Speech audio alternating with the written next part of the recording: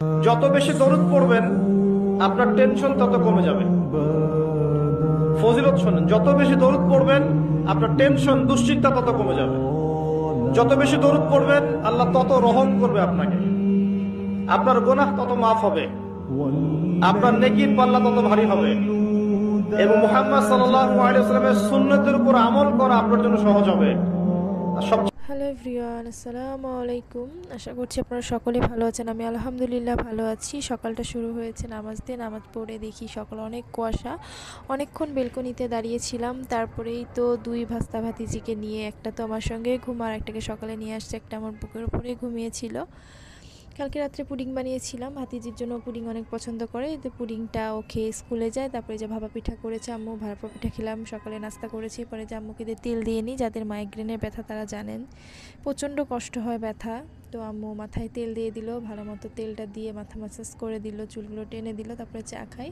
চা খাওয়ার পরেই তো বেডশিটটা চেঞ্জ করে নিলাম। আম্মুদের বলেছি যেহেতু চলে যাব, টুকটুক করে আম্মুকে একটু করে গুছিয়ে দিয়ে যাচ্ছি। আর কাজের মানুষ পেয়েছে, আম্মুর কষ্টটা একটু হলেও কমে যাবে। তারপরে আমি আব্বুর কাপড়গুলো একটু গুছিয়ে দিয়ে যাই, চেষ্টা করি।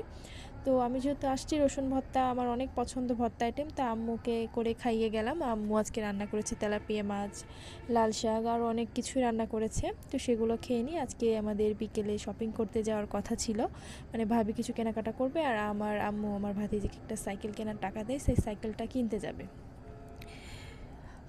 যেহেতু চলে যাব, যখনই মনে হয় যে বাবার বাসা থেকে শ্বশুর বাসায় চলে যাব, খুব কষ্ট লাগে। বাবার বাসা শ্বশুর বাসার দূরত্বটা খুব বেশি না, চাইলে আমি যখন তখন আসতে পারি, শাশুড়ি আসতে দেয়। কিন্তু মেয়েদের জীবনটা এমন, বাবার বাসাতে অনেক দিন থাকার পরে শ্বশুর বাসায় যেতেই হবে।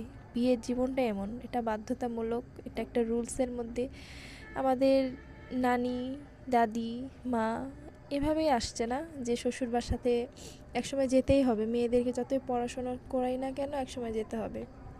শ্বশুর বাসায় গেলে সম্পূর্ণ একা। এখানে ছিলাম আব্বু আম্মু ভাতিজি সারাক্ষণ, বিয়ে বাড়ির মতো মনোরম একটা পরিবেশে। আমি বাসায় গেলে একদম চুপচাপ, সবসময় বাসাতে সবসময় একটা লাউডের মধ্যেই থাকা হয়। সবসময় মাম্মাম মাম্মাম, আম্মুর চেহারাটা দেখা। আসলে মার মতো কেউ হতে পারবে না, মার মতো কেউ ভালোবাসতে পারবে না। আমার যখন মনে হয় যে আমার আব্বু আম্মু না থাকবে, তখন আমার কি হবে। তো আজকে আমাদেরকে ভাইয়াই নামিয়ে দিয়ে আসে, ভাবি কেনাকাটা করবে পিচ্চিদের জন্য কিছু কাপড় চোপড়। বড় ভাই, সবসময় মনে একটা বড় ভাই না থেকে একটু বোন থাকতো ভালো। আমি সবসময় বলি, আসলে একটা আমার আফসোস, এটা আমার একটা ইমোশনের জায়গা, খুব খারাপ লাগে। ছোটো থেকে ভাইয়ের সঙ্গে বড় হয়েছি, কিন্তু আমার কাছে মনে হয় একটা ছেলের সাথে সব কথা শেয়ার করা যায় না। আর একটা ছেলে মানুষও তার বোনকে সব শেয়ার করতে পারে না। তো একটা বোন থাকলে মনে হয় ভালো হতো। একটা আব্বু আম্মুর অবর্তমানে একটা বোনের খুব প্রয়োজন।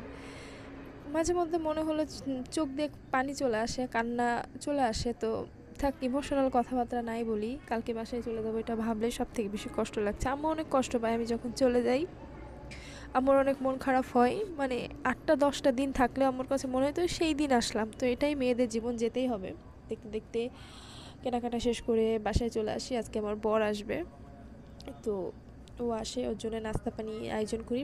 সম্পূর্ণটা আমি ভিডিও করতে পারিনি, ভিডিও করে হয় ওঠা হয় না, বাবার মনেও থাকে না। আর মনটা খারাপ, যেহেতু কালকে চলে যাব, ভিডিওর কথা মাথাতেও আসেনি। বাইরে কোনো নাস্তা করিনি, যেহেতু দুই নাস্তা বাতিজিকে নিয়ে গেছি, সময় হয়নি নাস্তা করার। বাসায় এসে সামান্য কিছু নাস্তা করি, আর সম্পূর্ণটাই দেখানো হয়নি। ভিডিওর কোনো অংশ ভালো লেগে থাকলে লাইক কমেন্ট সাবস্ক্রাইব করে দেবেন, শেয়ার করবেন, আমার জন্য দোয়া করবেন, বেশি বেশি করে দোয়া করবেন সবাই। আসসালাম।